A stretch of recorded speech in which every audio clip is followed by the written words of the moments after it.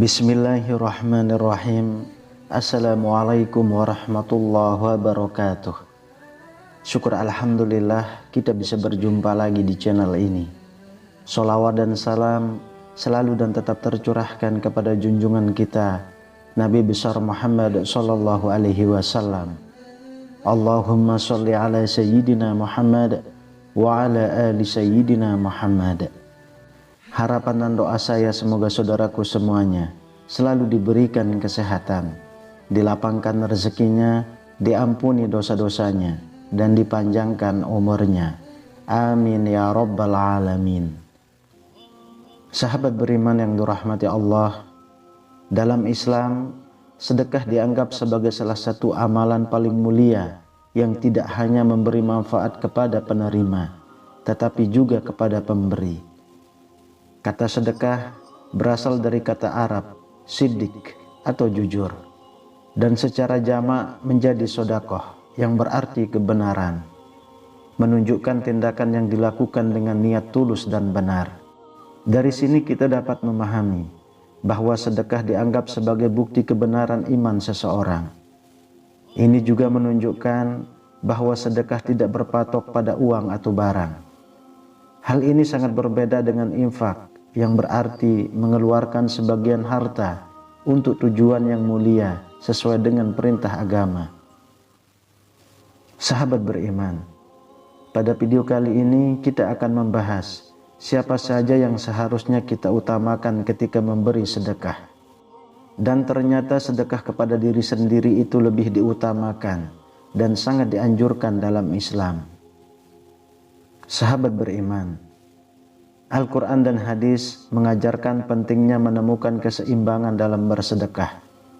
Tidak terlalu banyak hingga merugikan diri sendiri, dan juga terlalu sedikit hingga dianggap kikir. Umar pernah bercerita, Rasulullah menyuruh para sahabat agar bersedekah. Kebetulan pada waktu itu Umar memiliki harta, maka Umar berkata dalam hati, "Hari ini aku dapat mengungguli Abu Bakar, karena tak pernah sekalipun aku mengunggulinya." Maka Umar pun datang dengan membawa separuh hartanya. Rasulullah pun bertanya, "Berapa banyak yang kau tinggalkan untuk keluargamu?" Umar mengatakan, "Sebanyak itu pula." Kemudian datanglah Abu Bakar dengan seluruh hartanya, dan Rasul pun bertanya, "Apa yang kau tinggalkan bagi mereka?" Abu Bakar berkata, "Aku tinggalkan untuk mereka Allah dan Rasulnya." Umar pun bergumam dalam hati, "Tidak akan pernah aku dapat mengungguli Abu Bakar selama-lamanya." Kisah ini menggambarkan betapa luar biasanya tindakan yang dilakukan Abu Bakar dan Umar, sehingga mereka sedekah secara penuh di hadapan Rasulullah. Namun demikian, bagi kita yang kebanyakan muslimin saat ini memiliki kualitas keimanan, kesabaran, dan ketawakalannya yang tidaklah seberapa dibandingkan dengan Abu Bakar dan Umar. Maka yang terbaik adalah mengambil tengah-tengah dalam bersedekah. Artinya tidak terlalu sedikit atau kikir, dan tidak pula berlebih-lebihan, yang jika tidak didukung dengan kesiapan justru malah akan berefek pada hal-hal yang negatif. Sebagaimana firman Allah Subhanahu wa taala dalam Quran surah Al-Furqan ayat 67. Dan termasuk hamba-hamba Tuhan yang Maha Pengasih, orang-orang yang apabila menginfakkan harta mereka tidak berlebihan dan tidak pula kikir di antara keduanya secara wajar. Ayat ini menekankan pentingnya menemukan keseimbangan dalam bersedekah tidak berlebihan, sehingga menyebabkan kerugian pada diri sendiri, dan tidak terlalu sedikit sehingga bisa dianggap kikir. Ini adalah prinsip yang mengajarkan umat Islam untuk selalu berada di jalur tengah, memastikan bahwa tindakan mereka tidak hanya berdampak positif terhadap orang lain, tetapi juga tidak membahayakan kepentingan pribadi dan keluarga mereka. Bersedekah juga sejalan dengan ajaran untuk tidak menghitung-hitung atau menyimpan harta tanpa mau mengeluarkannya untuk kebaikan. sebagaimana ditegaskan dalam hadis yang diriwayatkan oleh Bukhari dan Muslim. Infakkanlah hartamu, janganlah engkau menghitung-hitungnya atau menyimpan tanpa mau mensedekahkan. Jika tidak, maka Allah akan menghilangkan barokah rezeki tersebut. Janganlah menghalangi anugerah Allah untukmu. Jika tidak, maka akan menahan anugerah dan kemurahan untukmu. Ini mengajarkan bahwa sikap dermawan dan tidak kikir akan membawa berkah dalam rezeki yang diterima seseorang. Sedekah kepada keluarga dan orang terdekat. Dalam ajaran Islam, bersedekah tidak hanya diarahkan kepada mereka yang jauh dari kita, tetapi juga dan terutama yang sangat dianjurkan adalah kepada keluarga dan orang-orang terdekat. Rasulullah memberikan contoh yang sangat jelas tentang pentingnya mengutamakan keluarga dalam hal bersedekah. Sebuah kisah yang menonjol adalah saat Zainab istri Abdullah bin Mas'ud yang hendak menyumbangkan perhiasannya. Suatu hari setelah sholat Idul Adha atau Idul Fitri, Rasulullah memberikan nasihat kepada masyarakat untuk bersedekah. Beliau melihat beberapa wanita yang lewat dan mengingatkan mereka tentang pentingnya bersedekah. Rasulullah mengatakan bahwa mayoritas dari mereka adalah penghuni neraka. Wanita-wanita itu heran dan bertanya, mengapa bersedekah berkaitan dengan status penghuni neraka? Rasulullah menjelaskan bahwa perilaku buruk terhadap suami seperti melaknat dan mengingkari haknya dapat menghilangkan kecerdasan laki-laki yang cerdas. Rasulullah menyampaikan pesan ini untuk mengingatkan betapa pentingnya bersedekah dan menjaga hubungan yang baik dalam keluarga. Setelah memberi nasihat kepada masyarakat, Rasulullah pulang ke rumahnya. Di sana, Zainab istri Abdullah bin Mas'ud datang untuk berkunjung. Zainab ingin menyumbangkan perhiasannya sebagai sedekah, tetapi suaminya berpendapat bahwa dia dan anak-anaknya lebih berhak menerima sedekah tersebut daripada orang lain. Rasulullah pun menyetujui pendapat suami Zainab bahwa keluarga adalah yang pertama kali berhak menerima sedekah. Ini menegaskan ajaran bahwa bersedekah kepada keluarga adalah prioritas yang harus diperhatikan. Ajaran ini juga didasarkan pada hadis yang diriwayatkan oleh Bukhari dan Muslim, di mana Rasulullah bersabda, setiap muslim harus bersedekah. Ketika ditanya tentang mereka yang tidak memiliki apa-apa untuk disedekahkan, beliau menjawab bahwa mereka harus bekerja dengan tangan mereka sendiri untuk keuntungan diri mereka, dan kemudian barulah bersedekah. Hal ini menekankan bahwa bersedekah tidak selalu berbentuk material, dalam arti bahwa bekerja untuk kesejahteraan diri sendiri dan keluarga juga merupakan bentuk sedekah. Dalam konteks ini, Al-Quran juga memberikan panduan yang jelas. Allah berfirman dalam surah Al-Baqarah ayat 215, mereka bertanya kepadamu wahai Muhammad tentang apa yang harus mereka infakkan. Katakanlah, harta apa saja yang kamu infakkan hendaknya diperuntukkan bagi kedua orang tua, kerabat, anak-anak yatim, orang-orang miskin, dan orang yang dalam perjalanan membutuhkan pertolongan. Secara urutan, ayat ini menggarisbawahi pentingnya mengalokasikan bagian dari harta kita untuk mendukung keluarga dan orang-orang dekat yang membutuhkan. Bersedekah kepada tetangga dan masyarakat. Dalam kehidupan berkomunitas, Islam mengajarkan nilai-nilai empati dan kepedulian yang mendalam, khususnya kepada mereka yang berada di sekitar kita. Ajaran ini berakar pada perintah Allah dalam surah An-Nisa ayat 36. Sembahlah Allah dan janganlah kamu mempersekutukannya dengan sesuatu apapun. Berbuat baiklah kepada kedua orang tua, karib kerabat, anak-anak yatim, orang-orang miskin, tetangga dekat dan tetangga jauh, teman sejawat, ibnu sabil, serta hamba sahaya yang kamu miliki. Sesungguhnya Allah tidak menyukai orang yang sombong lagi sangat membanggakan diri. Kebaikan kepada tetangga tidak hanya mengukuhkan tali persaudaraan, tetapi juga sebagai manifestasi dari keimanan seseorang. Rasulullah menekankan pentingnya hubungan yang baik dengan tetangga melalui sabdanya kepada Abu Dzar, "Wahai Abu Dzar, jika kamu memasak sop, maka perbanyaklah kuahnya, kemudian bagilah sebagiannya kepada tetanggamu." Hadis ini mengilustrasikan bagaimana tindakan sederhana namun berarti aksi bersedekah kepada tetangga dapat memperbaiki hubungan antar manusia dan mempererat jalinan komunitas.